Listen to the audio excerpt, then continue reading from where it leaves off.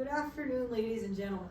My name is Elise Dallins, and today I'll be presenting on the history and advancement of culinary arts.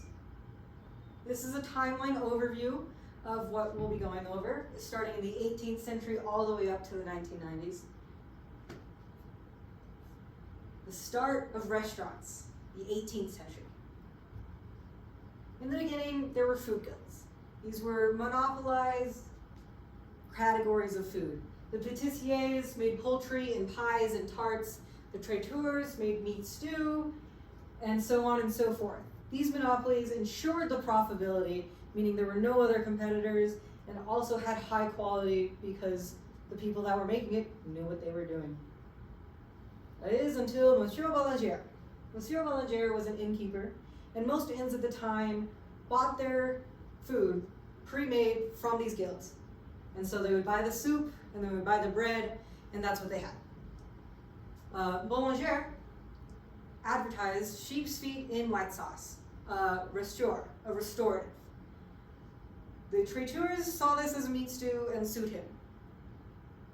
And in doing this, he began the movement to end this monopoly. He argued that this wasn't sheep's feet cooked in white sauce, it was sheep's feet served with white sauce, and he won. And in the end of this, the French Revolution happened, and the food guilds were over. And that's the true beginning of the restaurant. Grande cuisine and cuisine classique, the 19th century. Grande cuisine and Carême. Grande cuisine made its peak in the hands of Antonin Carême.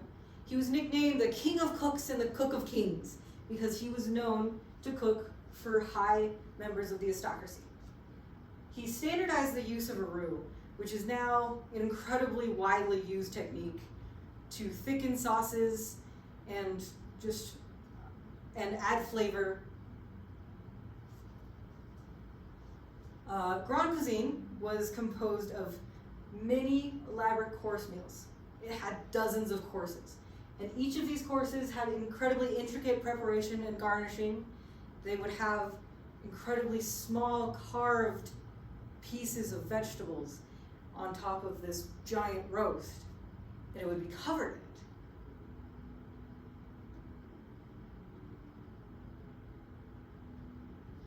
Cuisine classique and escoffier. Cuisine classique is a simplified grande cuisine, which was started by Auguste Escoffier. He was nicknamed the Emperor of the World's Kitchens. He sorted the sauces into the 5 categories we now recognize today: bechamel, velouté, hollandaise, espagnole, and tomato. This simplified grande cuisine he made had less courses, and instead of focusing purely on the visual of it, it focused on the culinary practices and techniques of the cooks.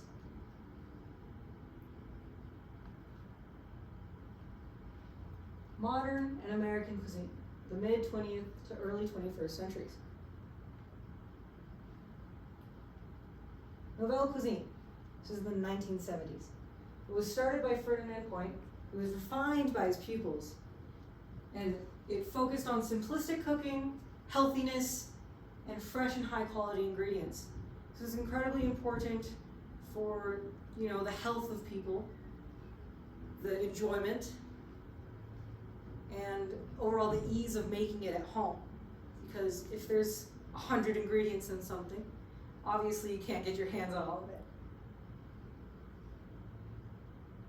Ethnic cuisine. Ethnic cuisine was popularized in America in the 1970s. This was after the Immigration and Nationality Act of 1965. The Immigration Act allowed people from different countries in Asia and in Southern America to come to America and bring their flavors and cooking techniques, and it changed the way Americans ate. From simple meat and potatoes, we now have rice, we have tacos, we have noodles, we have all of these different things because these people moved here. California, or New American cuisine. New American cuisine is Americanized Nouvelle cuisine. So it had the focus on simplicity, the focus on fresh ingredients, the focus on healthiness. Most notably with Alice Waters' Chez Panisse in Berkeley, California, that's the Bay Area. It focused on local sources instead of imported foods. It gave many opportunities for local farmers and fishermen and whoever else because they wanted that in their area. This was the beginning of farm-to-table movement, the able to track exactly where your food came from. Fusion cuisine. Fusion cuisine was headed by Wolfgang Puck. It combines multiple regional cuisines, the seasonings and the cooking practices and the ingredients. So if you had a sushi burrito, it's a sushi shaped like a burrito. It has different ingredients in it, but it's still the rice and the seaweed.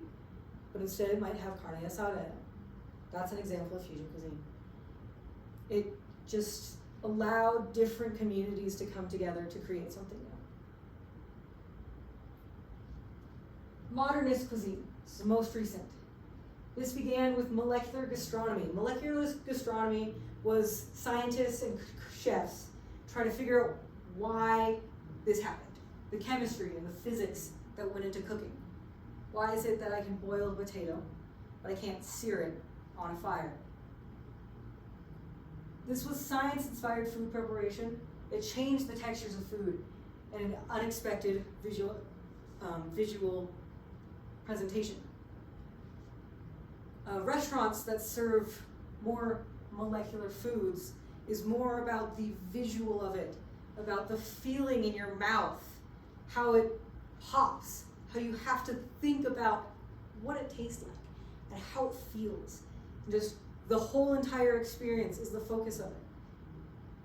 How it smells, how it looks, how it tastes, and how your brain doesn't quite know what to do with it when your steak looks like jelly. It's something incredibly new and incredibly delicate.